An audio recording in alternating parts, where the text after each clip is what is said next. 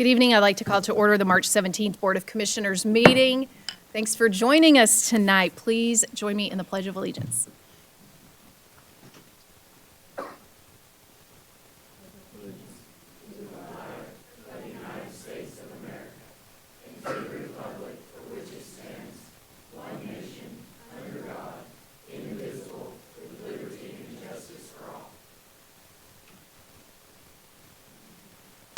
Anyone parking for this meeting or using the bus may pick up passes on your way out, and it will be valid for today only. Ethics reminder to the board. In accordance with the Code of Ethics adopted by the board, all county commissioners have a duty to obey all applicable laws regarding official actions, to uphold the integrity and independence of the office, to avoid impropriety in the exercise of official duties, to faithfully perform the duties of the office, and to conduct the affairs of the governing board in an open and public manner. Is there any item on the agenda, the outcome of which will have a direct, substantial, and readily identifiable financial impact for any board member? Does any board member have a financial interest in any public contract coming before this board today? There being none, all board members have a duty and obligation to vote. We move to our consent agenda. Does anyone from the public have questions or comments about our consent agenda this evening? All right, commissioners, we do need to add the resolution approving the Deaverview Mountain to this consent agenda. So do we have a motion to add that item to the consent agenda? Second. Thank you. All in favor? Aye. Aye. Any opposed? All right, that has been added to the agenda. And then do we have a motion and a second to approve the agenda and consent agenda as presented? Motion to approve the agenda and consent agenda as amended. Thank you. Second. Thank you. All in favor say aye. Aye. Any opposed? All right, we will proceed with the rest of our agenda. Thank you all. All right, we move to public comment this evening. The time limit for individual comment to the board is 3 minutes. Please state your name before you begin speaking. If your time expires, you may leave any question along with your name, address, and phone number with the county manager. Board members are not expected to comment on any matters during public comment. This is your time to speak to us. All public comments must be directed to the board as a whole, not to individual commissioners, staff, or audience members. There is no clapping, snapping, or booing allowed during public comment. The board reserves the right to deny public address on any subject previously presented to the board during the same meeting. Our first, and maybe only, person to sign up is David Greenson this evening. Please join us at the podium, David.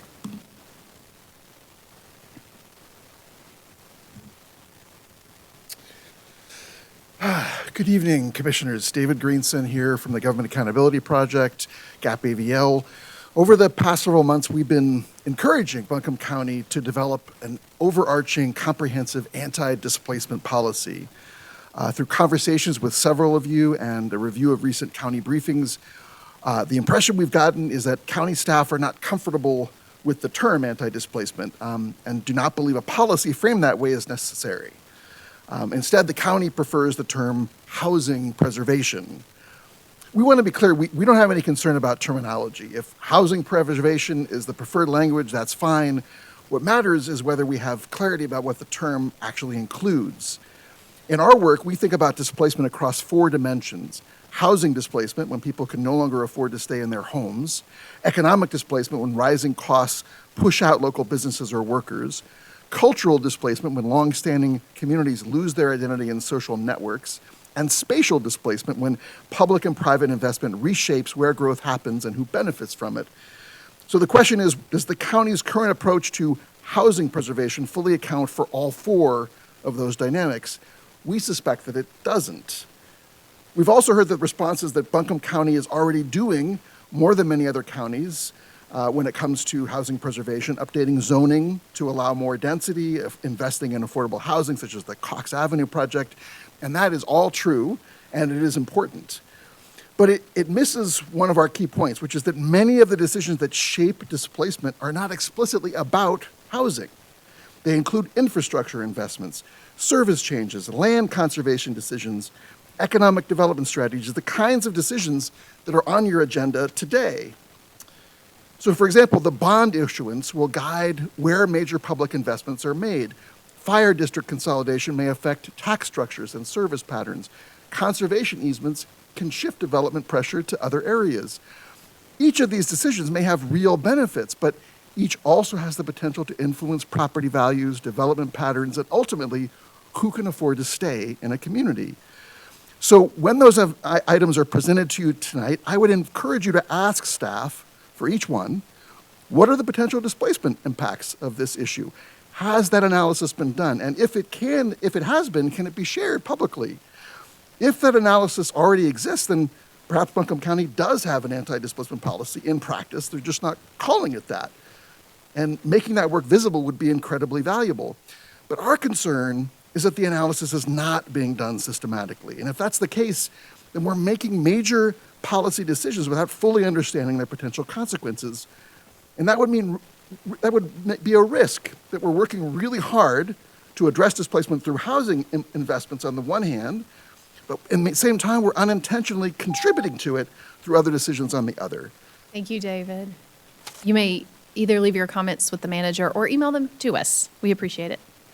Are there any members of the audience who did not sign up who would like to speak during public comment? All right, thank you all. We move to our manager's report. Avril, I believe you have an update for us this evening. Thank you, Madam Chair. I'd like to ask Eric Krager if he would just give us a brief update on the property reappraisal.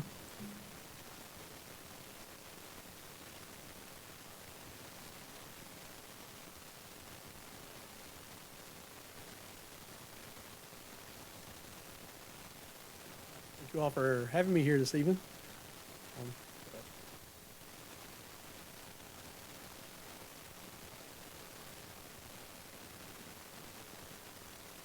My PowerPoint working.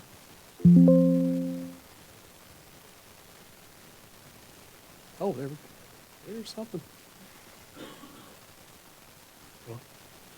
Oh, okay. Okay.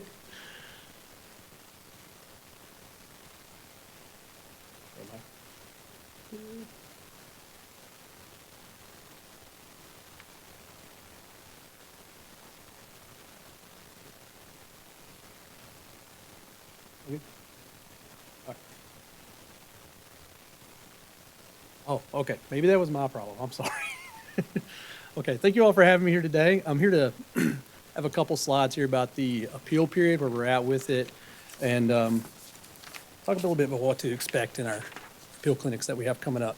So right now, all values here in Buncombe County have been finalized. Commercial, vacant land, and residential properties have been finalized, and they're all available online. And you've heard me say before that we've been rolling out value notices to the public. So we are expecting the rest of them to be out this week. So I'll pause just a little bit on that. We actually don't mail out our own notices. There's a lot of notices. We have a vendor that does that. We had some unexpected production setbacks on those, and we are expecting those to roll out this week. So I've been hearing feedback on that too. So I just want to let everybody know that they are coming. But regardless of whether you have your notice or not, you can access your value online, and you can appeal right now. And if you need help with that process, or want us to get you an appeal form, call our office, contact our office. We will help facilitate that process for you. So there's multiple ways to appeal. Like I said earlier, you can do it online. You can do it on tax.buncombenc.gov, look up your property, and go right to your property to appeal. You can do it by mail. When you receive your paper notice, there will be a way to mail that back in to us with a paper copy. Or you can come by and drop it off in person as well, and drop it off at our office in our drop box that we have located outside. So what we're asking, and let's talk a little bit about the notices. So when you receive your notice from us, you will have a 30-day appeal window, no matter what time of year or no matter what year, to appeal that new value notice. So even after reappraisal, you update your property, we see that permit, or you let us know, we'll send you a new value notice. You will always have a 30-day appeal window on that. And then you will always have a way to appeal that new value to the Board of Equalization and Review to a formal appeal. Okay? So right now, if you haven't filed an initial appeal, the deadline to file a formal appeal is May 5th. So what can property owners do right now? We're asking everyone still no matter what time of year, is to review your property record card, make sure your data is correct. I'm going out to community events. I was in Shiloh last Wednesday. I was stepping through how to update your property record card and what to look for. Because that information about your home, your building, your land, that's what drives your value. So let's make sure that's correct. Also, we're asking folks to check our website, see if you qualify for tax relief. If you're unsure, you don't have access to the internet, give us a call. Number is 250-4915. That's our exemptions department. They will talk to you about that. Also, you can book an appointment with an appraiser at any time. Okay, you don't have to file an appeal to talk to someone on our team about your property. Let's say you may not have access to the internet, you haven't got your notice yet. You can call our office. It's 250-4940, and someone will actually set you up and book an appointment at a time that's convenient for you to talk about your value and your property. And also, attend an appeal clinic if you need help. So you can see those locations and the schedule on buncombenc.gov/myvaluebc. Also have a slide here in a couple to show you what we're doing right now. And we're actually out in Sandy Mush at 6 o'clock right now doing that, our team is. So we're getting out there, so look for us. Now, this slide is, a common question I get is going into the details about a property tax bill and what's behind it, okay? And what our role is in that tax bill. I think when I was in Shiloh last Wednesday, I was there for over 2 hours. And I probably spent an hour just talking about the makeup of the tax bill, what that means. So, real quick, so a tax bill is your taxable value multiplied by your tax rate. That equals your tax bill, right? So our piece is these top 4 dates, the parts in navy, right? January 1st is the effective date for reappraisal. That's when your value, it should reflect what you think you could sell your property for on January 1 of that reappraisal date. Okay? Now, on February 24th, rolling out through March 10th, that's when we finalized all of our values. And we got that data out to our print and mailing vendor on those dates. Now, through May 5th is the informal and formal appeal period. But to reiterate, if you receive a notice of value and that 30 days exceeds those deadlines, you have that 30 days. That trumps that May 5th date or that April 7th date of the informal. So June 1st, deadline to file for tax relief. So me right now, I don't qualify for tax relief, right? So the appraised value on my home is my taxable value. However, I may qualify, and that taxable value will change from the appraised value to what the relief amount is. So, and that's pretty much it. After we've heard appeals, we also have a Board of Equalization and Review. They will be reviewing those formal appeals, hearing them, making decisions. That'll all affect, taxable values, of course, but in a nutshell, that's when the tax assessor's position ends. That's our piece of the tax bill. Now, June through July 1st, that's when the tax rate's set by this board and all our other governing boards here in Buncombe County. Mid to late August, our office actually creates the property tax bills, and we'll get those out, mailed to the property owners alongside our collections office. So bills are due on September 1st of each year, right? But the part to remember is the last day to pay your property tax bill before interest accrues is going to be January 5th. And as of January 6th, interest starts accruing on all unpaid bills. Now, I mentioned earlier we're in Sandy Mush right now. We're going through an appeal clinic there starting at 6 o'clock. We have a team of folks, our appraisal team's there, I think 4 or 5 people, ready to talk to folks about their property. I think there's a brief presentation. But we also have some other ones coming up. So you can see we're pretty busy. I got a busy couple of days ahead of me. We'll have different numbers of staff out there. We're also going to have volunteers. Local real estate agents and local appraisers have been very interested in helping out. So we have a lot of folks signed up. What you don't see up here on the 26th is we're actually going to be in Southside at their community center. And we're also planning an event in Shiloh and another one coming up here in Kenilworth, more than likely. So we are still booking these. So the calendar is filling up. So if communities want us to come do an appeal clinic or just a presentation, talk at a community meeting, please reach out, let us know. Eric, let me ask you a question. On the 26th, you have the Southside Community Center. Now, is that the Grant Center Yes, sir. or the Eddington Center? Because we don't have, that's my neighborhood, we don't have the Southside Community Center. Yeah, that wasn't on the slide. It's the Grant Center. Yeah. I'm glad you said that because Yeah. I didn't Okay. write the name down. I had them mixed up. Yeah, I got appreciate it. that. Yeah. Yes, sir. And just for anyone who's watching, what should someone bring with them if they wanted to discuss their appeal? Well, if you have your value notice, bring that with you. If you have any documentation about your property, say you had an appraisal done at some point in time or in the last few years, you may have some photos, bring that. I mean, bring it on your cell phone, whatever you want to bring. But you're not required to bring anything. We can look your value up online. We can talk about your property. So one of the nice things about it is you don't have to fully file your appeal at these. We can start that for you. And when you submit that appeal online and you have access to an email address, we'll get you a link. So at any point in time, you can update your appeal. You don't have to finalize it yet. You can update your appeal with photos, any surveys, anything you may have, more information. So pictures are just key. We love having those because we do not go inside people's homes or in structures on their property. So we don't know what the interior is like in many cases. Thank you. And Eric, to follow up on that, can you explain, right now, we're in the informal appeal period, and how does that vary from the formal appeal? Correct.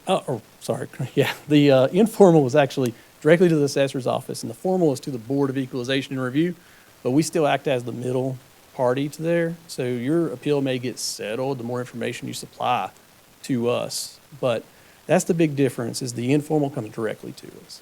Now, if you don't file anything before May 5th and you wait till after May 5th, you will not be eligible to file your formal appeal, right? So it's key just to get your appeal submitted before that deadline. And filing it informally actually helps out. We may be able to resolve your situation, your issue, before it even needs to go any further. Because I'll tell you, a lot of the calls we're getting is folks who didn't realize is the property owner's responsibility to keep their property record card updated. So we're seeing things like differences in square footage and condition. That's the big one. So if we have it in normal condition, it really shouldn't be in normal condition. It's deteriorated. It's not being kept up with. We need to know that so we can fix that. And that's where the photos come in. And Photos, yes. And another follow-up, I was at our Ag Advisory Board meeting today, and this came up. So can you explain, I believe, I know the rates are set at the state level for forestry land, ag land, that's statewide. Can you speak, I believe it didn't change for ag, but for forestry, they did adjust that rate. So can you speak some to that? Yeah, I don't know the exact amount it adjusted to, but as you know, Whitney Meadows is our exemptions manager. She informed me that did change. So those are set by the state. We have no say in that. Those rates do get appealed sometimes in schedules of values to that board. But yeah, that is something we have no control over. So if you have that area land in production, you get a very large break from your market value to that deferred amount set by the state. So if somebody still has a question about that, they should still reach out to you all. Absolutely, yeah. Anything anyone has questions about regarding that, I would definitely ask them to give our present use value team a call. Thank you. Go ahead. Whom would they appeal the rate? So the schedule of values, the PUV advisory board sets those rates, right? And within our schedule of values, the PUV manual is in there. So you would appeal that to the PTC just like any other schedule of values. I'll just say, Eric, PUV and PTC. Oh, Property Tax Commission. Thank you, Avril. Present use value advisory board sets them, but you appeal that to the Property Tax Commission just like you would a schedule of values appeal. Got you. Thank you for this, Eric. I know that commissioners and your office, I'm sure, has heard concern with rising costs for so many things that folks are facing. There's a lot of concern that increased assessment values, increased values for homes is going to create a direct correlation to increase in property taxes. And I think folks are alarmed about what that could mean. You talked a little bit about this. Could you talk about how property value and the rate folks shouldn't be alarmed right now by what they're seeing? Right, yeah. Our goal is, what I always say, is to get to what you think it would sell for, okay? Yeah, so just because your property went up 50, 60, 70%, My own went up around 85%, I believe. The goal is for you to look at that value and say, okay, I think I could sell my property for that. If you can't, you need to give us a call, because what we're trying to do is making sure we have the data correct, all right? So just because your value goes up that much, it depends on what we set the tax rate at that directly affects your tax bill. So there's not a direct correlation between increase in value and increase in property taxes. We set a property, we set a rate later. That's right. Yeah, absolutely. Yeah, that's been a major hurdle we get through in these community conversations we have. Are there other questions for Eric? All right. Eric, thank you for joining us this evening. We appreciate it. Thank you all. End of report. Is that anything else? Ma'am, All right. end of report. Thank you very much, Manager Pender. We appreciate that. All right, we have our Agriculture Month proclamation. Jackie Gillespie and Jennifer Harrison are joining us to accept that proclamation alongside a lot of students. We're excited to have you here, and Commissioner Wells will be presenting it.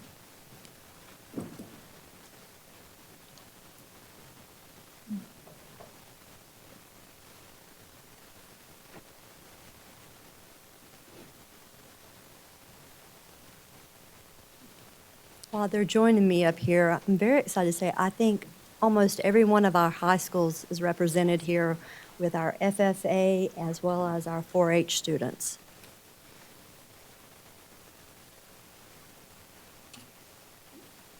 That's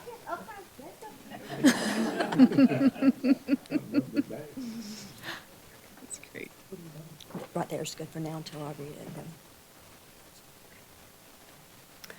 Okay. County of Buncombe Proclamation, Buncombe County Ag Awareness Day, March 24th, 2026. Whereas March 24th, 2026 has been designated as National Agriculture Day to remind the public of the importance of agriculture to everyone. And whereas Buncombe County has more than 1,000 farms and more than 78,000 acres of farmland, which produce almost $35 million in cash receipts in Buncombe County.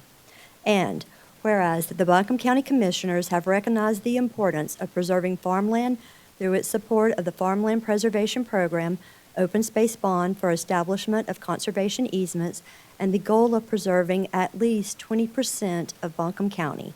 Together, this support helps preserve working farms and open space in Buncombe County and contributes to the economic, health, and environmental well-being of our community.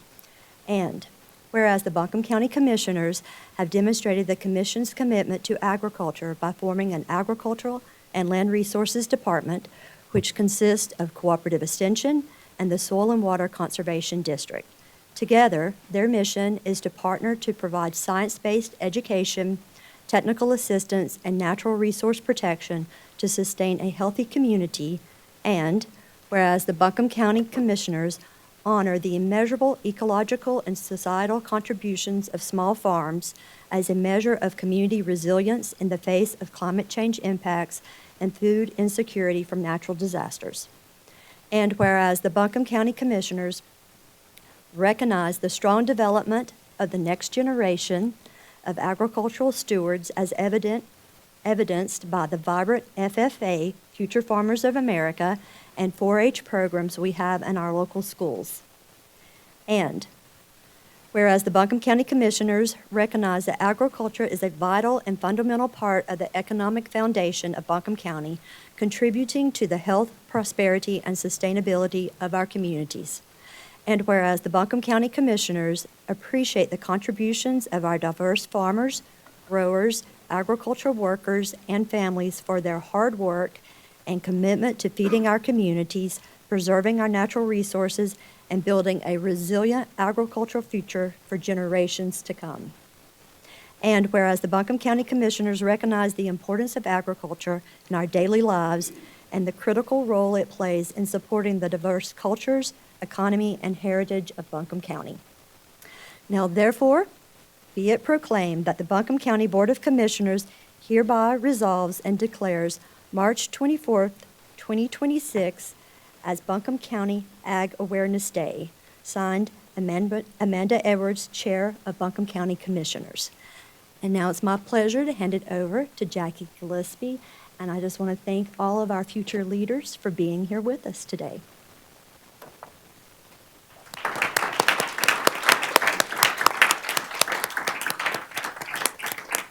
Thank y'all. I'm going to let our students say, we have our Buncombe County Ag Baskets for you guys, so I'm going to let them come out, and some of them brought you some other baskets, and hand those out. Y'all can do that, and then come back and stand over here. It's my favorite meeting of the year.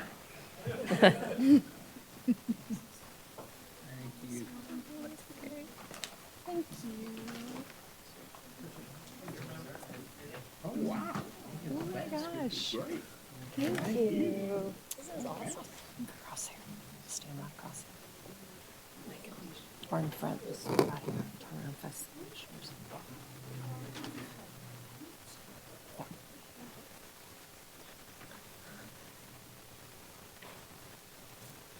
So I'm going to let our kids at this time go through, introduce themselves, the office they hold, and what school they're from. So we'll start down on the far end.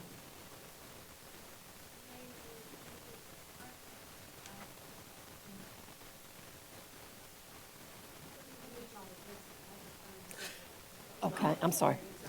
Okay.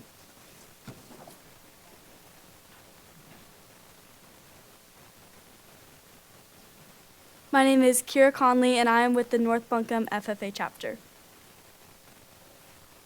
My name is Addison Sprinkle. I'm also from the North Buncombe FFA chapter. I serve as their president as well as the West Regional Secretary. My name is Cora Prather. I'm an AC Reynolds member of FFA, and I'm the historian. My name is Rowan McNabb, and I am the secretary of the AC Reynolds FFA chapter.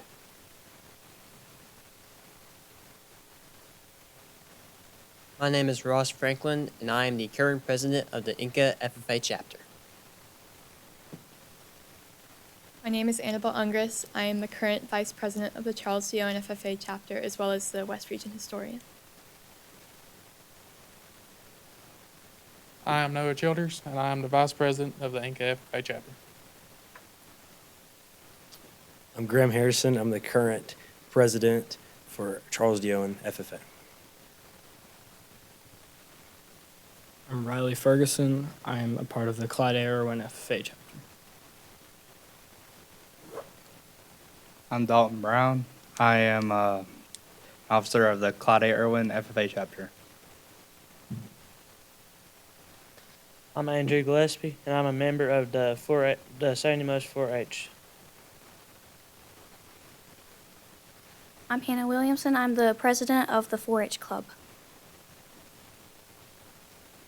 My name is Ebenezer Daughtry Grubbs, and I am the secretary of the Ridgecrest 4-H club. My name is Abby Green, and I'm a member of Sandy Mush 4-H. Hi, my name is Aiden Clemens, and I'm a member of Sandy Mush 4-H Club.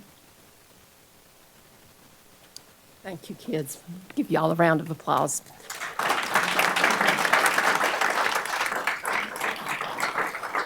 So in your ag basket this year, you'll find succulents that were grown at both Inca and Owen at their greenhouse.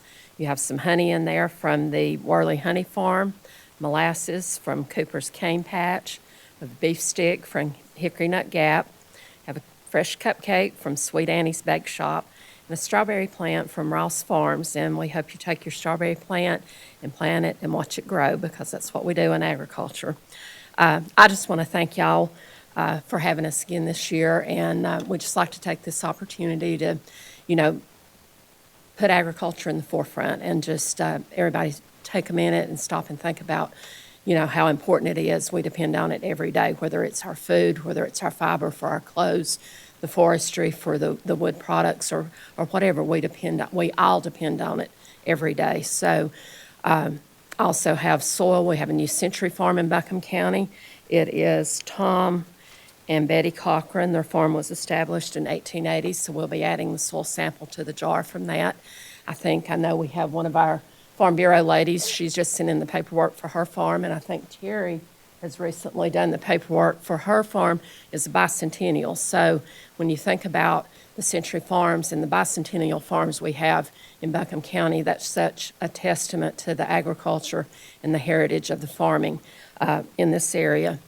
And again, we just want to thank y'all for letting us come, spend a few minutes with you, and your support for agriculture and especially our farmland preservation. I think we're well known, Buncombe County is well known across the state. I hear it when I'm down east at meetings about what a good job that we do for that. So we just want to thank you for that.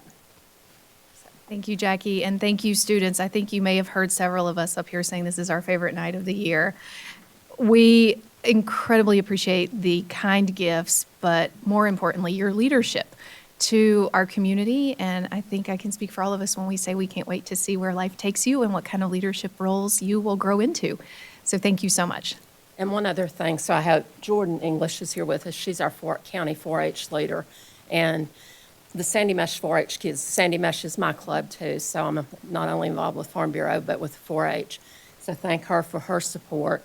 Justin Gillespie is here. He is our North Buncombe ag teacher out at North Buncombe with the FFA, and he does an outstanding job, as all our ag teachers do in Buncombe County with these kids. If you spend any time with these kids, you'd just be amazed at some of the things they do and the things they accomplish. But I appreciate them for the time and effort that they put into these young people. So thank you. Thank you. Thank you all.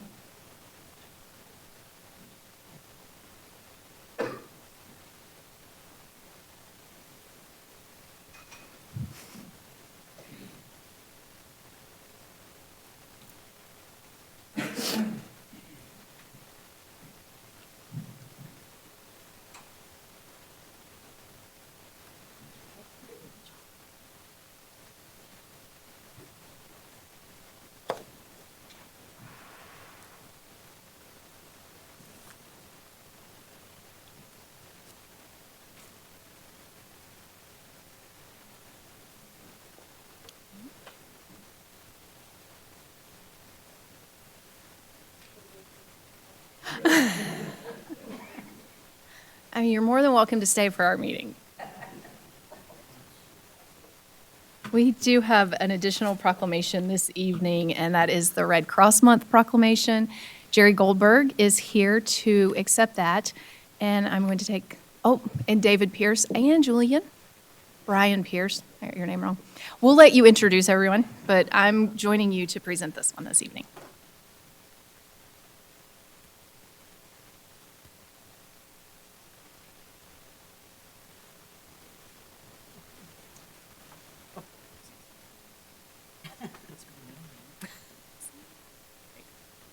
County of Buncombe Proclamation, Red Cross Month, March 2026.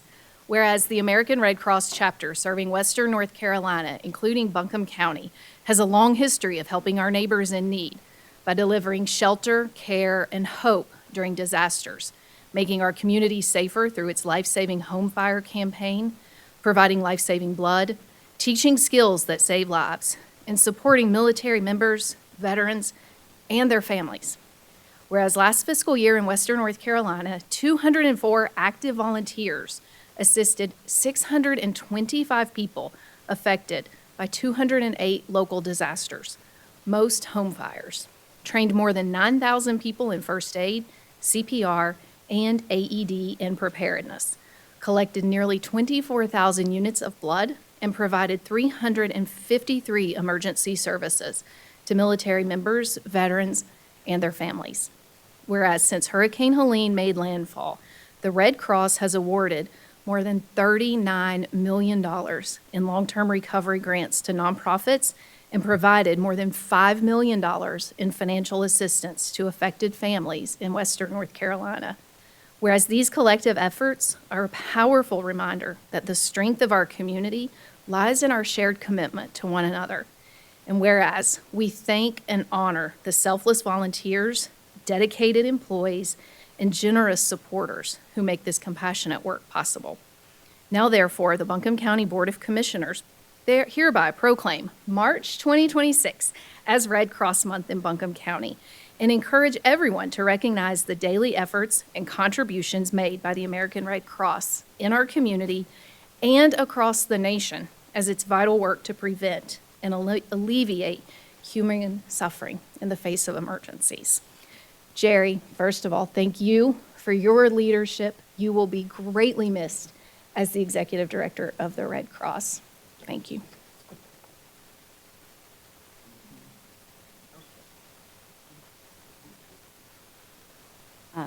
Just want to introduce Julian Sharp and Brian Pierce, who are also members of the American Red Cross. And I really did not prepare anything, but what I would like to point out is that every 2 seconds, someone in the United States needs blood. That means that in the time that we've just read this proclamation, probably 6 people are in need of blood.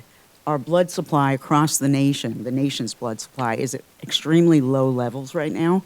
So if you are able, I encourage you to please find a donation site near you. The Red Cross location on Merriman Avenue, they are open every day except for Thursday collecting blood, but there's also other facilities and mobile drives.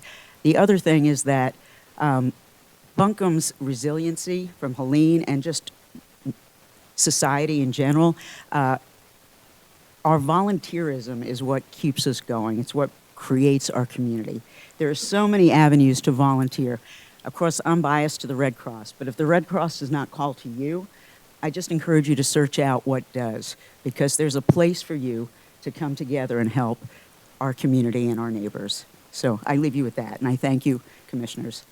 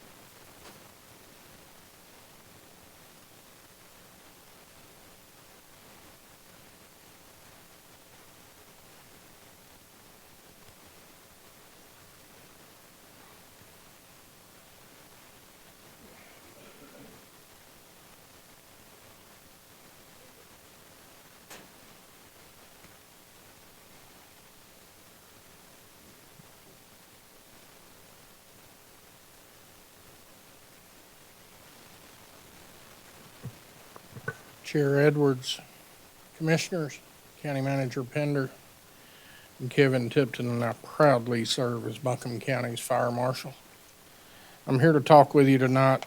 We've project that's been ongoing about the Unified Fire Tax District and a findings report that I am required to deliver to you. You should have it in your packet tonight.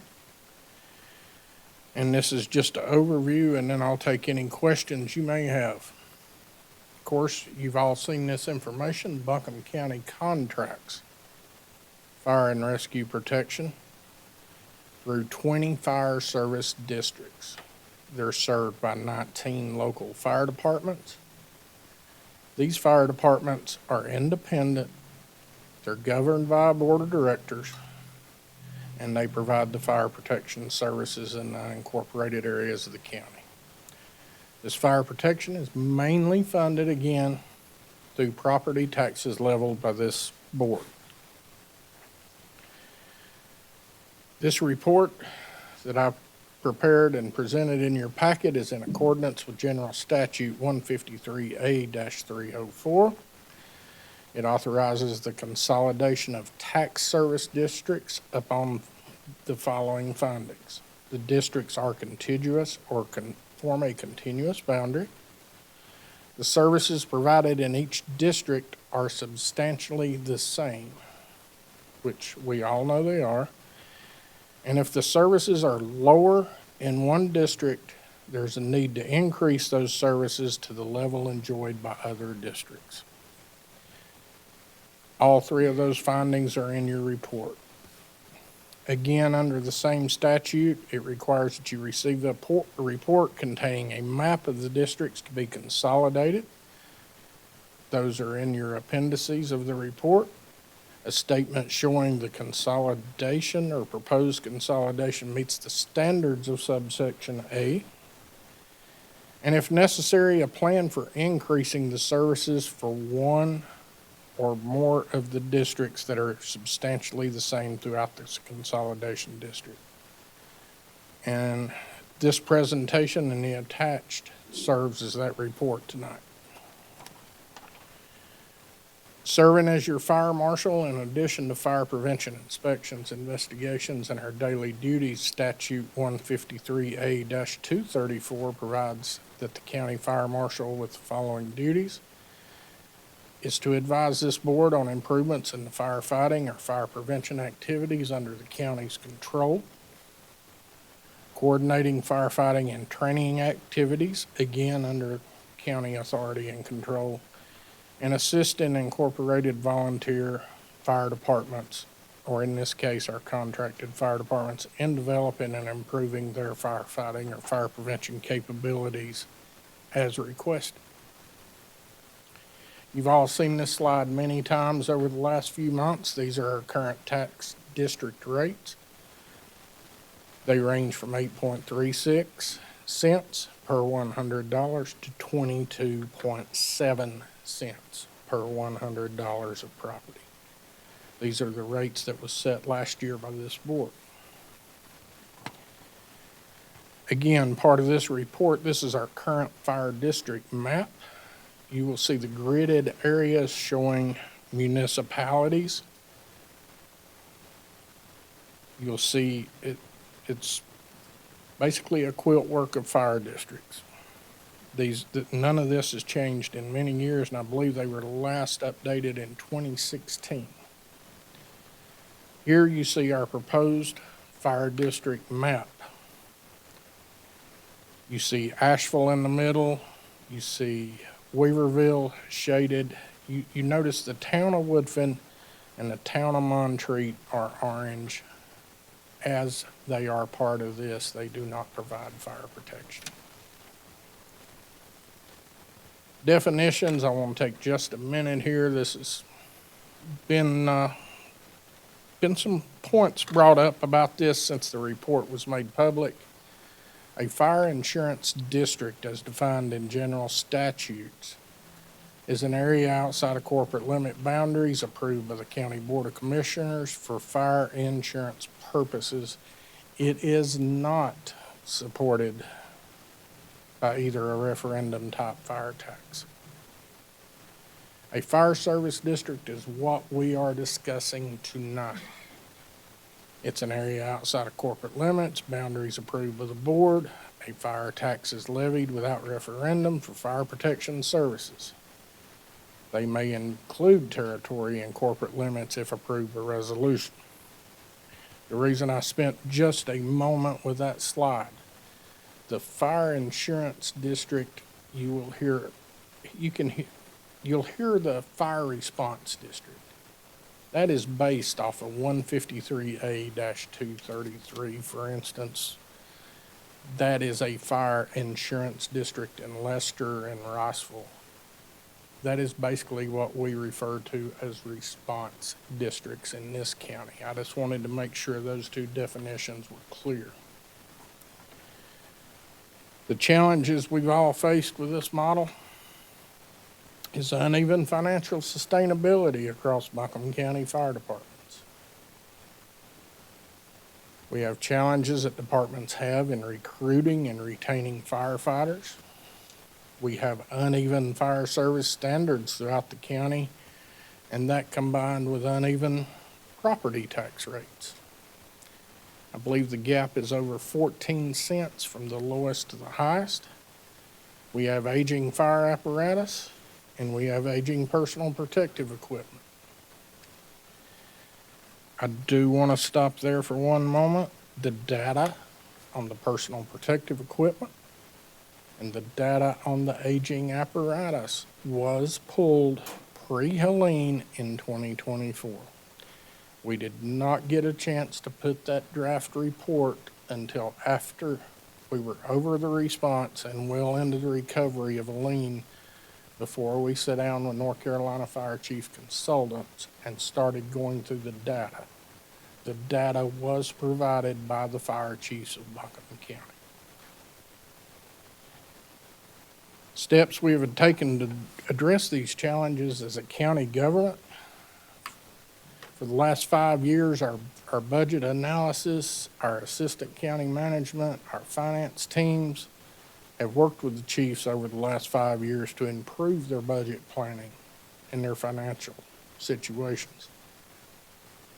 In 2024, Buncombe County commissioned a compensation and benefits study of the fire departments, and this also examined their response times, their equipment, and their financial health. You cannot look at a compensation and benefits package, you know that, without looking at the financial stability of the organization.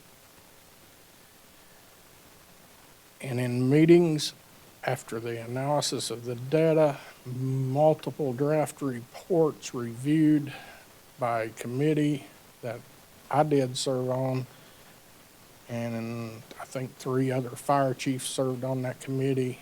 We went through multiple drafts to get the data right and get it presented. And you do have a full copy of the report provided by North Carolina Fire Chiefs Consultants.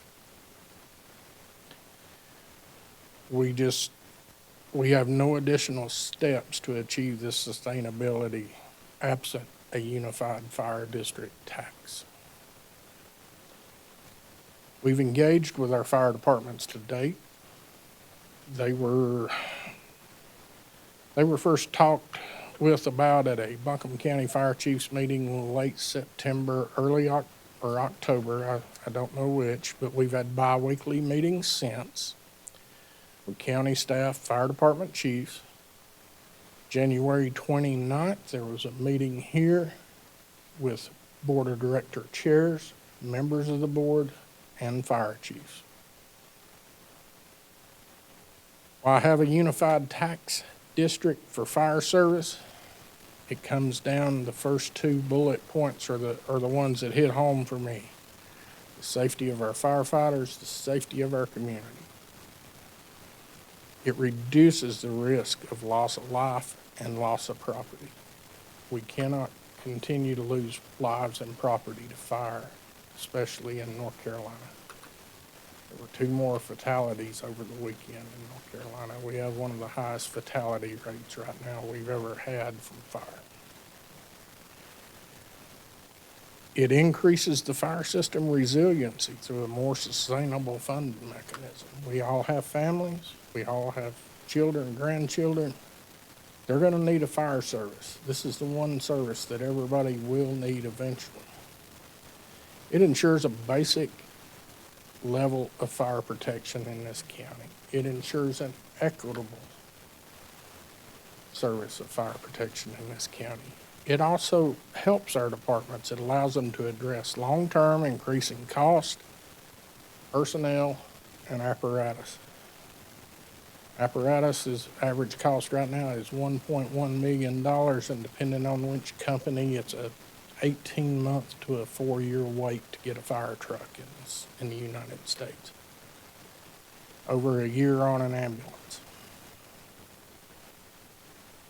Plan for increasing services. Again, 153A-304 requires a plan to increase the services for one of the districts so that they are substantially the same throughout the consolidated district. Part 1 of the plan is the adoption of basic standards to ensure its services are substantially the same throughout the consolidated district. Again, this is part 1 of our plan, and I want to echo County Manager Pender's sentiments. We're not going to meet this in FY27. We're not going to meet it in 28. We're not going to meet it in 29, but we're not going to put a date on when we will meet the standards adopted by the Buncombe County Fire Chiefs. It is going to be a multi-year battle. It's going to be economically dependent on the financial health of the rest of the county. Part 2 of the plan is creation of unified fire protection tax district. to ensure the financial stability of the fire system and ensure the districts can achieve and maintain that service. Again, this is a multi-year plan. This is not a one and done. I know years past you'll hear from fire chiefs, well, we need to hire 3 people, so we need to go up on our our fire tax rate. This is a unified tax rate. Fire chiefs submit their budgets, and the county works with them through the budgeting process to ensure they're meeting their own adopted standards. Let's talk about those standards for just a second. County fire chiefs during meetings adopted a modified standard. This is not an NFPA 1710, 1720. This is a modified standard to ensure an adequate firefighting force arrives to the scene of a fire in Buncombe County. I believe it's based on, help me Ryan, a 1,800 square foot house. 2,000 square foot house is what these standards are based on. Suburban, 22 firefighters on the scene, 10 minutes, 80% of the time. Clock starts when the truck leaves the building and stops when it's on the scene, and then you have 10 minutes to get 22 people there. Rural, we all know where our rural departments are. Same amount of firefighters, 5 minutes extra. They're a little more volunteer dependent, a lot of travel time. I've driven a fire truck across Early's Mountain a lot of mornings at 2 o'clock. You're trying to get there, but you can't help anybody if you don't get there safely. And all fire departments work together, complete a community risk assessment, and meet the minimum standard of 4 firefighters on the scene of an emergency in 8 minutes, 80% of the time. And this does count your mutual aid departments. Some departments are close, again, some others are spread out a little further. This was the standards, again, that the chiefs worked several weeks to come up with. Counties with a single fire tax rate, this seems to be the way North Carolina is leaning. There's 20 counties here. There's another county, I believe it was Lincoln, actually came to a public information session. And other funding options are being explored in multiple other counties across the state. I'm very proud of Buncombe County. I'm very proud of the way we do business, and we're being watched. Other counties want to see what we do as a one Buncombe team for this task. We have engaged, like I said, with the community and this board. November 13th, you received a presentation at your budget retreat. February 17th, you received a presentation at your briefing meeting. And on February 26th, we held a community town hall in southern Buncombe County at Kuntz Intermediate School. Our next steps: notice of public hearing mailed to all property owners. Those go out tomorrow. I think folks are going to get sick of seeing Buncombe County in their mailbox, but those are going out tomorrow to every single property owner. If you own multiple properties in multiple areas, you're going to get multiple notices of the public hearing.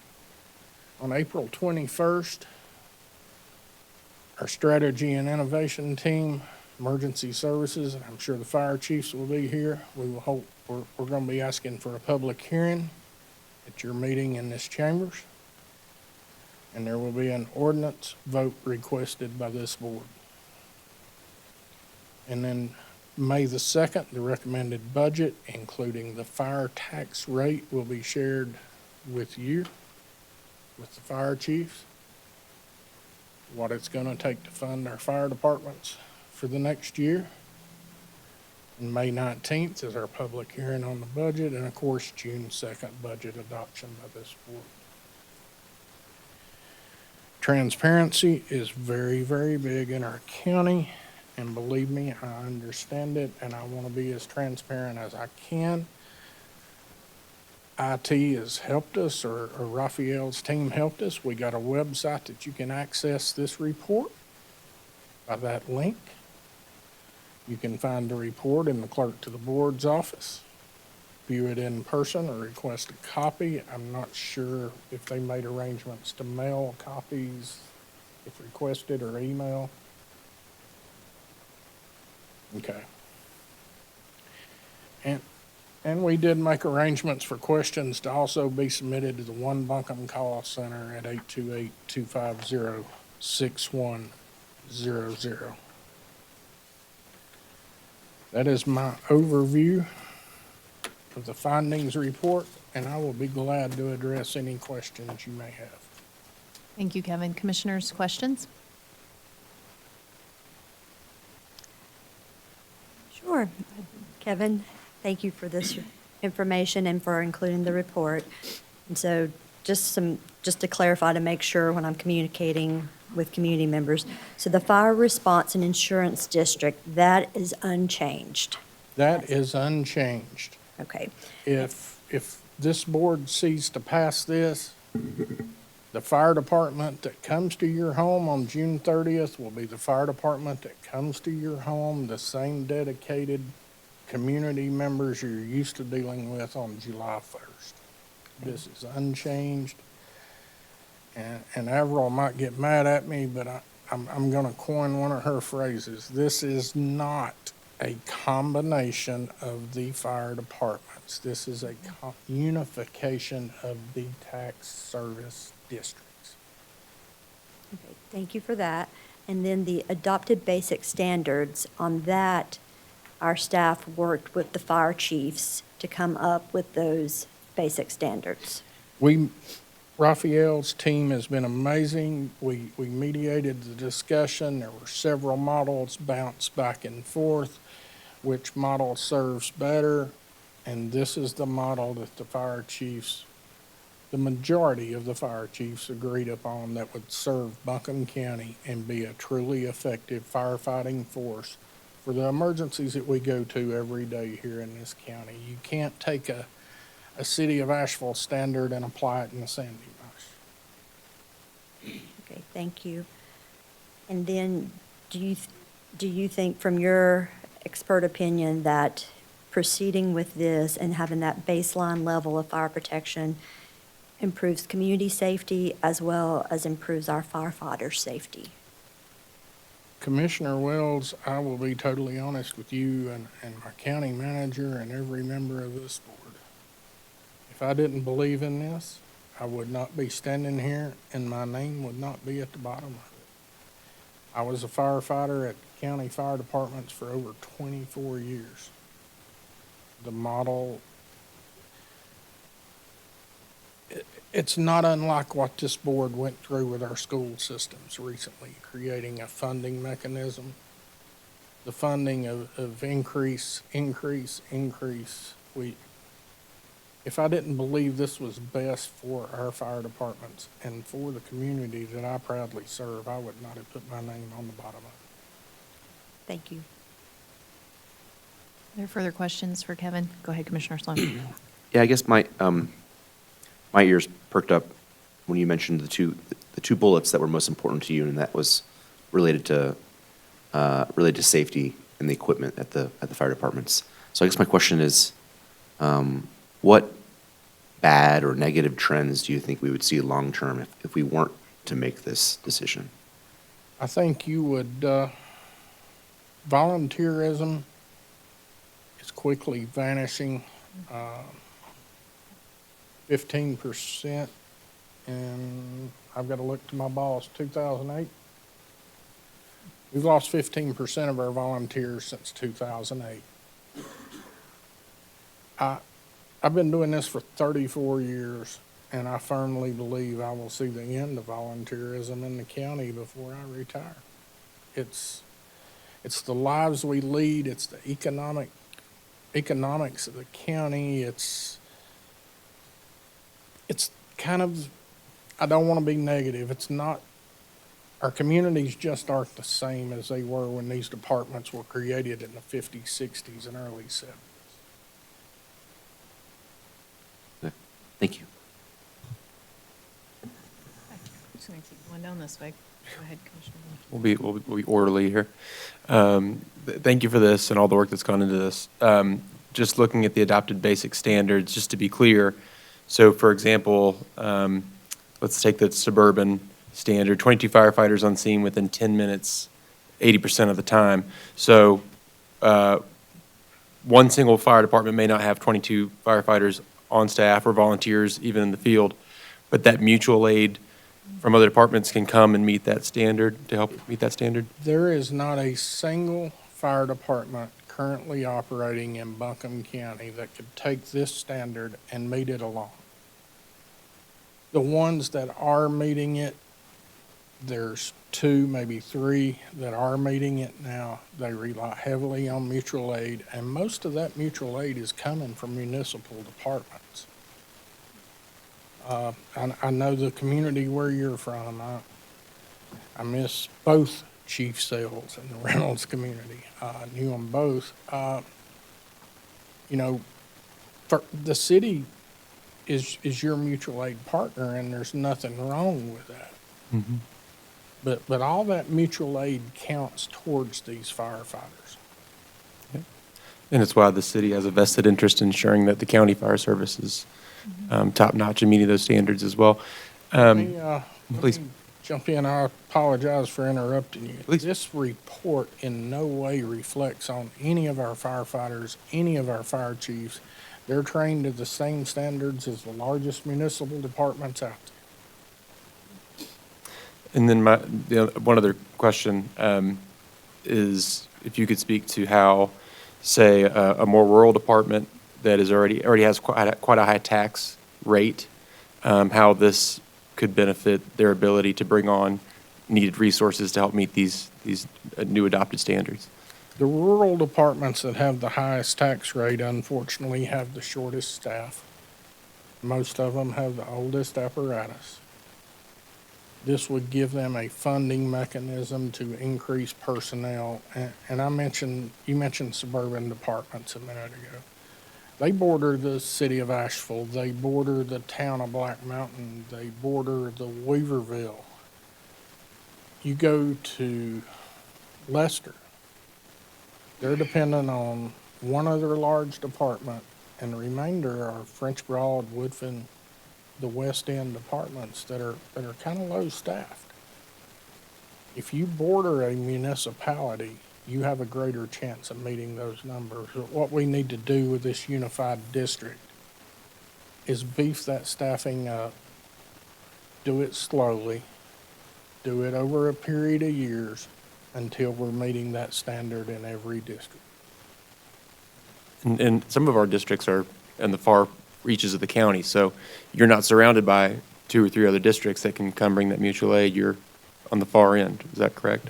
Every department has a mutual aid agreement, and I believe the least amount of departments that respond, if you call in a structure fire in Broad River, you're going to get 5 departments, maybe 6, counting McDowell County.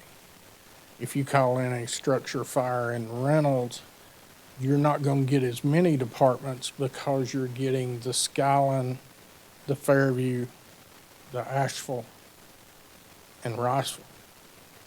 So you're getting 4 or 5 departments with every structure fire alarm. Yeah. All right, that's appreciated. Thank you so much. I have a question. I have heard questions about a fire district governing board. Can you share if that is being considered? To my knowledge, from what county staff has told me, the budgeting process is not changing. The fire chiefs, the fire department boards will prepare their budget. They'll work with the county's budget analyst as they do now. They'll have support from emergency services, and that budget will work its way up through the assistant county manager and county manager. Other questions? Go ahead, Commissioner Whiteside. That was my question. is how are you going to balance this out? You know, if I'm in a broad river, on the other hand, if you're looking at Skyland, you know, how, when we start allocating the dollars, how are we going to do that? Commissioner Whiteside, you've always been my buddy. I am not a tax expert or a budget expert. I am a fire service expert. The strategy and innovation team, there's my buddy. I thought he was going to leave me out to dry up here. The one person you don't want to leave to dry is your fire marshal. Right. Mutual aid, coming in. So you ask a really good question, Commissioner Whiteside. And when we look at the standard, it's essentially the idea is regardless of where you are in the county, you should be able to expect, if you're in a suburban area, 22 firefighters within that 10 minutes. In the rural areas, the 22 firefighters in that 20-minute mark. So when we're balancing everything out, what we're really trying to do is ensure that we're able to meet those standards. And that's really a big movement forward for the system because right now, we don't have that. We don't have a North Star or for a standard for what fire service in Buncombe County should look like. But now, for the first time, we have that standard that's been set by our fire chiefs. So when we're balancing it, we balance against that standard. Thanks. In the city of Commissioner Asheville, Whiteside, I apologize for not being able to answer that. I know your former profession, and I remember you at First Union, but I don't do the money. Yeah. Well, I respect if you can't answer it, get somebody who can. That's what I've always done too. Do our municipal departments currently have a standard? The city of Asheville, for example, do they have a similar standard that they follow? They operate off of NFPA 1710. Thank you. Their standards increased drastically in 2011 when we had the fire death on Biltmore Avenue. They more than doubled their response to structure fires after that one event. I don't want us to have to do that. Commissioner Moore. Well, I will spare you a question. Just say thank you for the diligence and time and thought that went into this. It's clear you spent a good amount of time making sure that we approach this from every angle. I heard a lot of the things that I know we've been talking about as a commission for a while now, response time, what that response looks like, how we're keeping people in our community safe, and all those things are being addressed through this. So I don't think anything's perfect. We'd never hold anybody to that standard, but I think as far as thinking through every aspect of this, I greatly appreciate the work you and your team have done. I would be remiss to sit down without thinking. Of course, strategy and innovation, Raphael and his team, they have been amazing.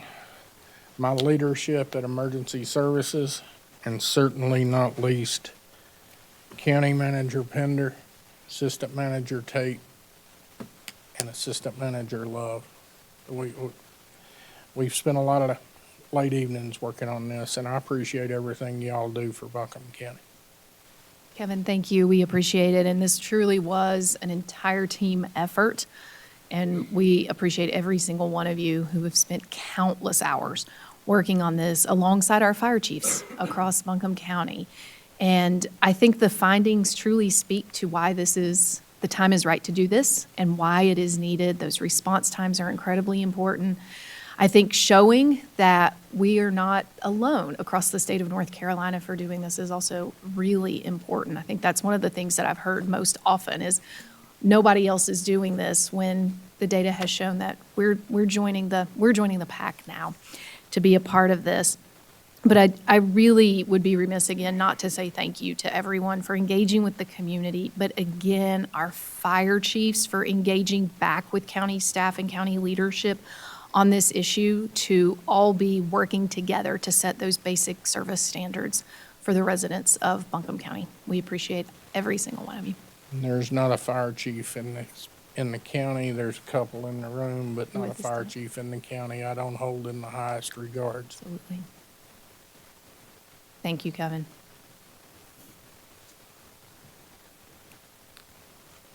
All right, we have a public hearing this evening. Melissa Moore, the Finance Director, is on her way to give us more information about the limited obligation bonds.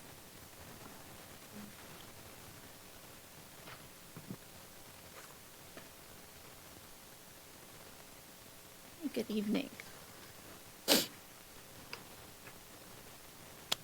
Tonight, I will be presenting the next step in issuing our limited obligation bonds for 2026. With the first action would be the findings resolution. The findings resolution contains setting a not to exceed amount at $145 million. It will allow reimbursement of expenses toward those projects of $47 million. We will modify the 2015 deed of trust. We will create a new 2026 deed of trust, and we'll also allow for the application to the LGC.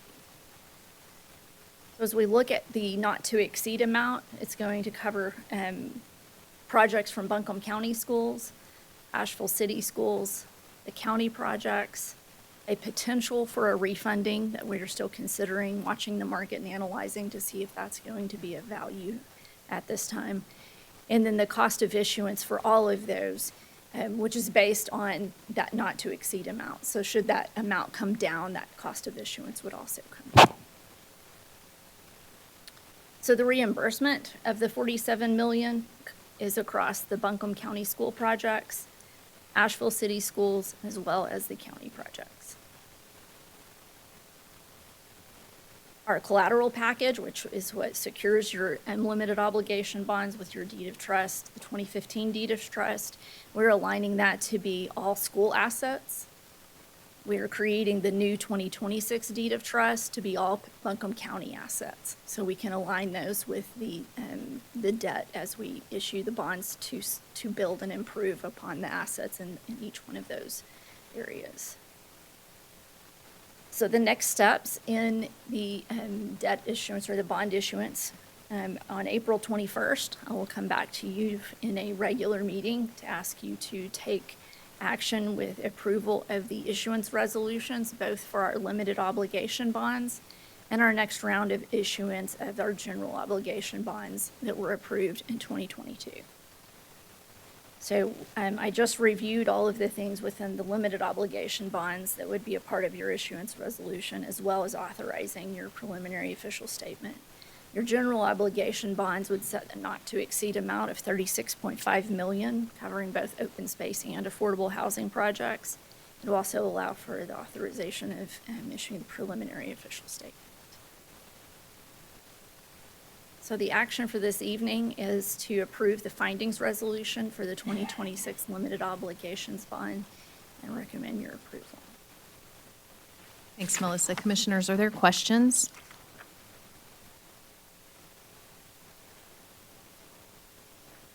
Okay, if not, can we approve both of these together? We're Do we doing a need to do public two hearing separate- first. Oh, we do. Excuse me, thank you. We have to have a public hearing first. All right, we will open the public hearing at 6:17 PM. Are there any members of the audience here who would like to speak on this matter? All right, there being none, we will close the public hearing at 6:17 PM. All right, commissioners, are there questions now? And back to my original question, can we approve these together, or do we need two separate votes, I mean? Them separately. Okay, great. All right, commissioners, our first action is to approve the LOBS resolutions for governmental facilities. So moved. Thank you, Second. Commissioner Moore, seconded by Sloan. Further questions, discussion? All in favor say aye. Aye. Any opposed? All right, that passes. And then our second LOBS resolution is for the schools. Do we have a motion? So moved. Thank you, Commissioner Moore. Second. Thank you, Commissioner Ball. Any further questions or discussion? All in favor say aye. Aye. Any opposed? All right, that is also approved. Thank you, Melissa. Thank you, commissioners. We do have several items of new business this evening. Our first is a budget amendment for the conservation easement funding requests. And Ariel Slip and Tom Spalo are joining us. Good evening. Good evening. Thank you. All right. Well, I'm excited to be here tonight, especially because it's Ag Awareness Day, and excited to be part of that. So tonight we'll be presenting about 5 new conservation easement projects. So we have 2 that have been recommended from the Agricultural Advisory Board. These 2 I will be speaking on, and they'll be held by Buncombe County Soil and Waters Farmland Preservation Program. We also have 3 conservation easements that were recommended by the Land Conservation Advisory Board, and will be presented by Tom Fonslow from Conserving Carolina, our land trust partner. So first up, we have Dador Farm, Phase 2. So this is a farm that we have previously done a donation easement on. So there was a Phase 1. And so we have both Phase 2 and Phase 3 tonight. Both of these projects will be full donation easements. And so just as a reminder, this means that the landowner is donating their full development rights and receiving no compensation. So the requests tonight on these 2 are just for transaction costs. So Dador Farm Phase 2 is about 31 acres off Brush Creek Road in Fairview. So this is within our Broad River Fairview Conservation Focus Area. It's 100% prime, statewide, and locally important soils. So you rarely see that on a farm parcel, and so that's very exciting. Corn's produced on the crop field, and largely the rest of the property is forested. There is 1 house on the property, and the plans for a future farmstead area. That will be all of the development that's allowed on that property in the future. All right, and then on to Phase 3. We have also full donation easement, 65 acres on kind of the other side of the Phase 1 property. 51% prime, local, statewide, and important soils. This property is mostly forested, so it would be protected as a working forest. It's right next to the Phase 1 property. And similarly, only 1 residence is allowed and 1 future farmstead area. That farmstead area, that allows agricultural structures for the future of that project. So here we're seeing all 3 parcels of the Dador Farm out in Fairview. And just to kind of sum up the request tonight, so because these are donation easements, they're just transaction costs. Here's our budget for each of these projects. So this request would be coming from the annual budget for conservation easements, not from the bond. So just want to make sure we're clear there. And now I think we will be able to move on to introduce Tom Fonslow. Tom is the Land Protection Director from Conserving Carolina, and he's here to share about 3 more projects in the Broad River focus area.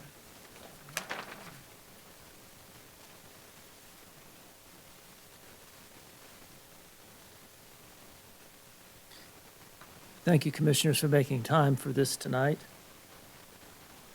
For some of you who don't know us, Conserving Carolina, we're based in Hendersonville, North Carolina, but we do work in Buncombe County, primarily in the Upper Broad River watershed, the Rocky Broad River watershed, there in the Fairview Broad River focus area. These projects are united by Highway 9. Highway 9 is an official scenic byway in North Carolina called the Black Mountain Rag. Highway 9, as you know, links Black Mountain to the Bat Cave area in Henderson County.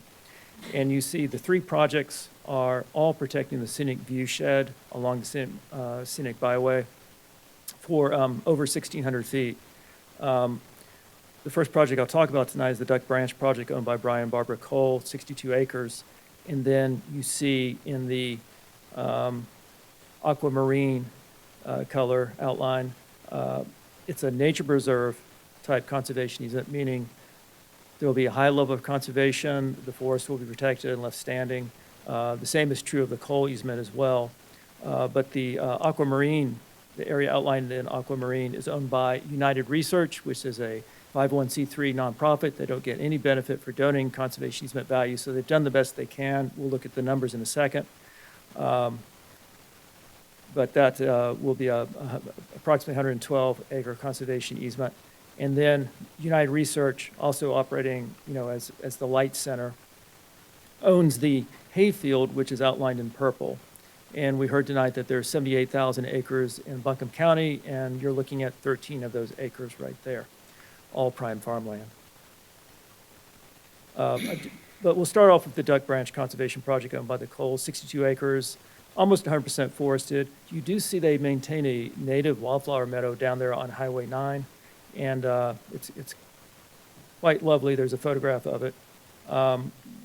Almost all the project is inside a Natural Heritage Program natural area. It has a big benefit in terms of helping us maintain a resilient landscape there in the face of climate change. And we're looking for $176,000 total from the county, from the bond fund to support this project. $155,000 will be paid to the Coles and $21,000 to fund transaction costs. That will leverage a large grant from the North Carolina Land and Water Fund that we have applied for. Moving right along, you see the next topic for consideration, next project for your consideration. 112 to 115 acres. We will have a boundary survey done to pinpoint that acreage. But this is the forested area that protects the both banks of the Rocky Broad River. It's a stunning river gorge there, and right now at this moment, whether you grant funds to this project or not, you can go to this place and park your car and go for a hike, because the Light Center has been open to the public for over 20 years, and that use will continue. They have trails. You can go see the river that you're watching on your screen right now in person. There's also a historic site there. One of the sadder chapters, I guess, of the county history is portrayed there in the ruins of the convict mill. This property, there's just no way of getting around it. It used to be owned by a former Buncombe County sheriff, and at one time it was possible for convicts to be used on private property. And that's part of county history that we intend to interpret in partnership with the landowner. But the ruins of the convict mill are still there and survived Helene, and so we're looking forward to working with the landowner and other partners to figure out how we can appropriately interpret that site. Excellent water quality benefit here, and like I said, it's already open to the public. So we're looking for funding of $282,000 that will be paid to United Research, the 501c3 nonprofit, and it's leveraging a large grant there, $461,800. That grant is in hand. It's been awarded by the state of North Carolina, so we'll be leveraging that. And then finally, United Research, again, operator of the Light Center, owns a 13-acre hayfield. And I didn't realize that the fire marshal would be here this evening. I should have studied the agenda more closely. But that's substation number 3 of the Broad River VFD there, perched on this little gravel pad there right by Highway 9. That was made possible by United Research. They leased that land for $1 for 50 years to make it possible for their VFD substation there in Broad River to lower everyone's fire insurance rates. But getting back to the project, which is outlined in red, 13 acres, almost 100% prime soils, and again, protecting that view shed from the Black Mountain Scenic Byway, Black Mountain Rag Scenic Byway. You're looking at the riparian buffer of the hayfield, and that's post-Helene, so the riparian buffer held up well on this field. It absorbed a lot of the impacts of the floodwaters.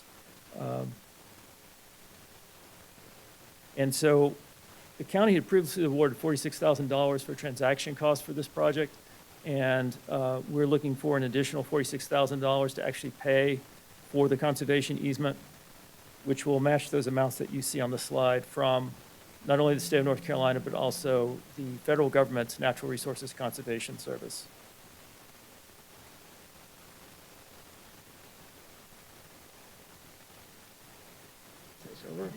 righty. Thank you, Tom. So this is a recap of the requests from the Land Conservation Advisory Board and Conserving Carolina. Just wanting to note how they're broken out. The transaction cost on the Duck Branch property is coming from the annual allocation of easement funds, and the rest of the easement purchase requests would be coming from the open space bond. These were anticipated commitments that we had kind of known were coming over the last couple years. So. All right, so in addition to the two projects from the Ag Advisory Board, we have a request for board action approving funding for these 5 conservation easements, and there they are broken out in terms of funds. If you have any questions, I'm happy to answer. Thanks, Ariel. Commissioners, are there questions? Ariel, can you speak to, first of all, these are really wonderful projects to see. I didn't get to visit the farm, but I heard from other Ag Advisory Board members that they were very impressed with the landowner and what that landowner had been doing to take care of that first project. And now the fact that they want to add to that farm is really a great testament to the program and to the great job that staff does on this program. But can you speak to conservation focus area? Because you mentioned that, and both of these are kind of in that same conservation focus area. And I know we put both advisory boards and staff put a lot of thought into these conservation focus areas, and then we tied that in when we had our 2043 comprehensive plan. So speak to that, because we use that as a guiding force when we're making these decisions. Yeah, absolutely. So we did this in our department as in preparation for the open space bond. So we did a GIS suitability analysis, comparing a variety of different criteria, soil type, land use, proximity to other protected lands, proximity to lands that are protected in our voluntary ag district. And then so essentially we compared all of those and found the areas of highest concentration of those factors. And so we did that on a parcel level in order to help guide our program and how we rank. But we also created buffers around those areas to then create those 4 conservation focus areas. So we have one up in the Barnardsville, Weaverville, Ivy or Reams Creek, Ivy area. We have our Broad River, Fairview. We have our Hominy, Candler area. And then we also have our Leicester, Sandy Mush, Newfound area. And so we also made sure, as we created those areas, that both the Ag Advisory Board and the Land Conservation Advisory Board had similar kind of priorities. And so we made sure that they both talked to each other, and we made kind of a county-wide focus area. And then we went and worked with our planning department throughout the comprehensive planning process to make sure that those areas did not compete with any of our areas that were designated for growth. And so that's really the big important piece there, is that if we're showing that these are within those focus areas, we know that they're not competing with areas that are designated for other things. These are mapped within the within the comprehensive plan. So. Thank you very much. Are there other questions? I'll just Yes, note go this, ahead, Commissioner Bob. probably more of a comment and maybe a future question, but in 2022, the county commission set a goal of preserving 20% of our acreage by 2030, and I think we're closing in on that goal. So at some point, just it would be great to hear how close we are, and I'm excited this help gets us even closer. Absolutely. It also, good point to mention, it helps us get to that 700 acres a year. That's also our new strategic plan goal. So that's another helpful step. So thank you. With that, I'll make a motion to approve the funding for the 5 conservation easements, the $121,400 from special projects and the $483,000 from the bond funds. Second. Did you get that, Sarah? It was a tie. I'll take it. Are there any further questions? All right, if not, all in favor say aye. Aye. Aye. Any opposed? All right, budget amendments are passed. you very Thank you both for joining us this evening. We do have another budget amendment this evening. And Victoria Reichert is going to provide some more information about the Recovery Plan's mental health training. Good evening. Hello, good evening. Victoria Reichert, Behavioral Health Manager. As you all are aware, we created a recovery plan after Hurricane Helene, and one of the projects that was selected was the Mental Health Training and Support Project. And so I did apply for the North Carolina Community Foundation Disaster Relief Grant to help support some of that work. And so this project really addresses post-storm behavioral health needs through 4 coordinated strategies. So working to expand community trauma awareness, increasing access to counseling for survivors unable to afford services, strengthening the resilience of our frontline workers, and supporting connection activities that sustain social networks. So together, these efforts meet urgent recovery needs while also reinforcing long-term community resilience. So we're grateful that the North Carolina Community Foundation awarded this grant, and we are asking for you all to, yes, accept that grant and approve the budget amendment. Are there questions for Victoria? If not, do we have a motion to approve the $100,000 grant? So moved. Second. Whiteside's more. All in favor, say aye. Aye. Any opposed?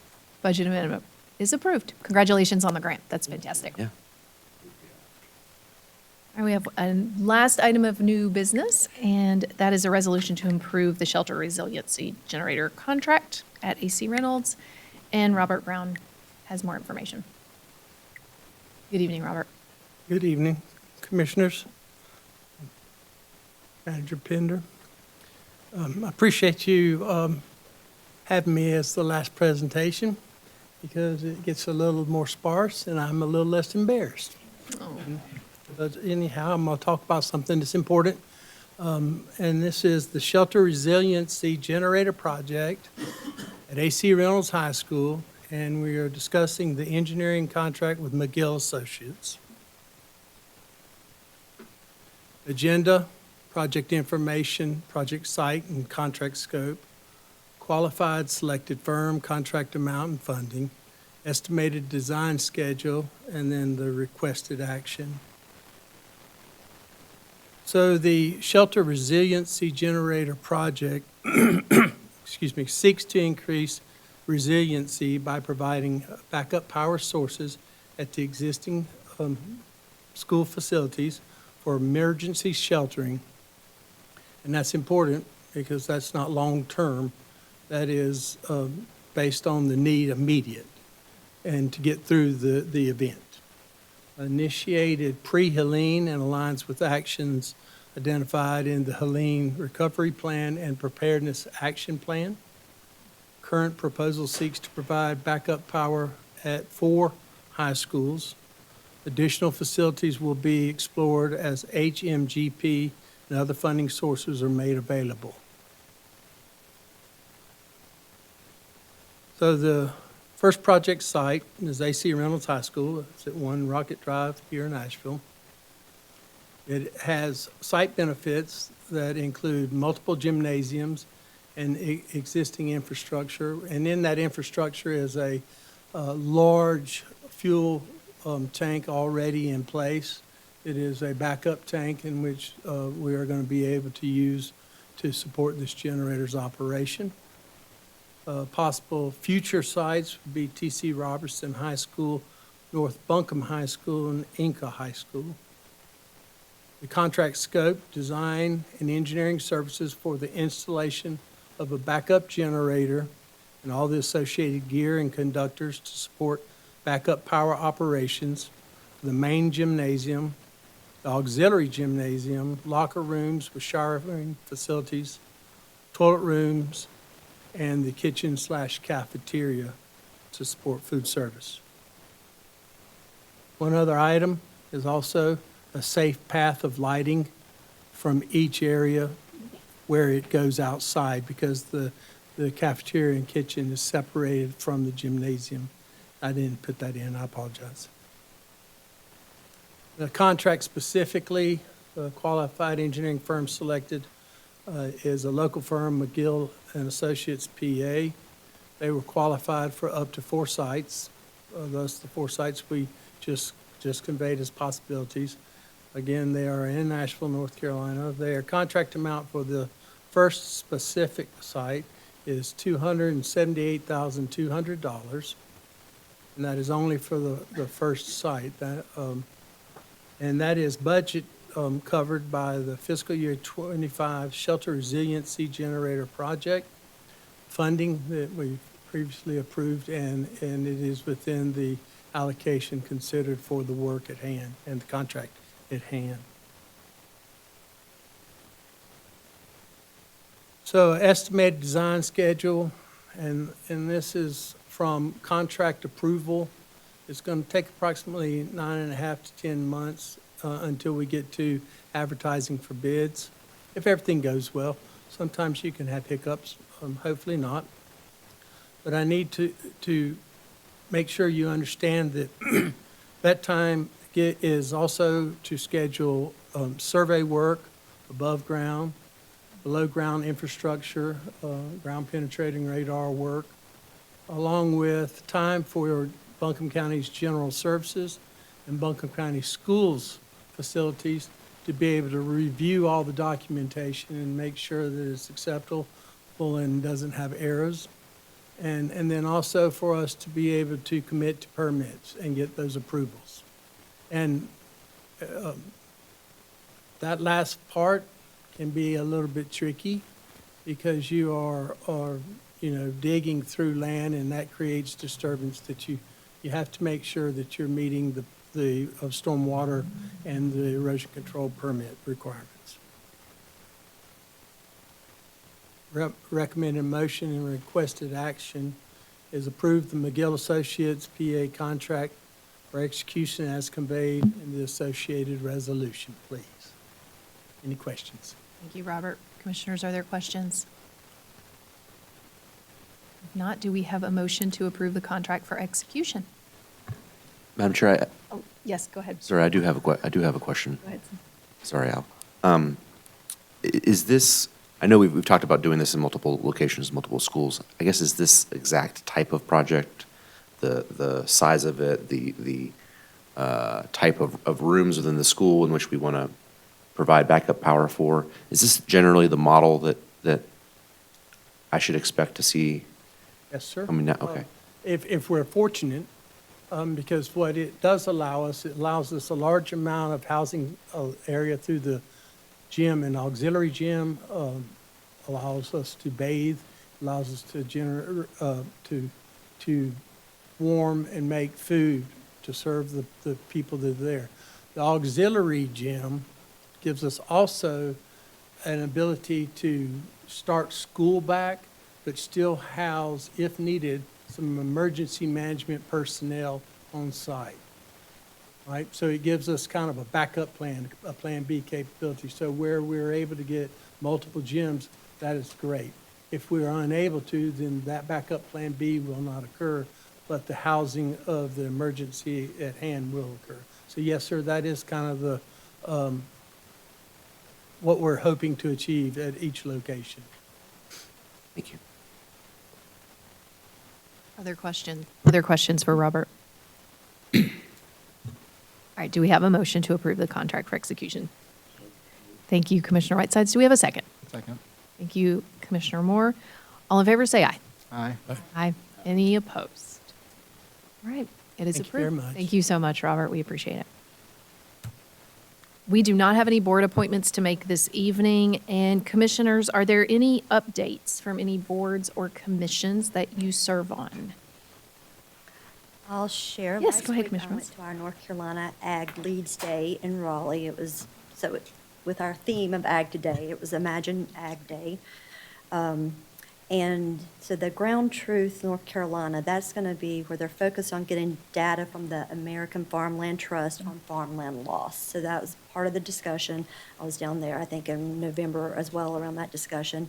And to Jackie Gillespie's point earlier, I just want to thank our commission for the support that we have put toward farmland, because we're defying the odds of the rest of North Carolina with not having as much of a loss as they are because of the proactive work that we've been doing on this commission for many years. And so some of the other things that they were focused on during those conversations was innovation, land use, and cooperative extension. And actually, the North Carolina State Dean of Ag, Gary Fox, was there, and he presented and spoke about strengthening and supporting the leadership. And he actually went around and visited all 100 counties and our extension across the state, which was great. I think that was the first time that's ever been done, from what I'm told.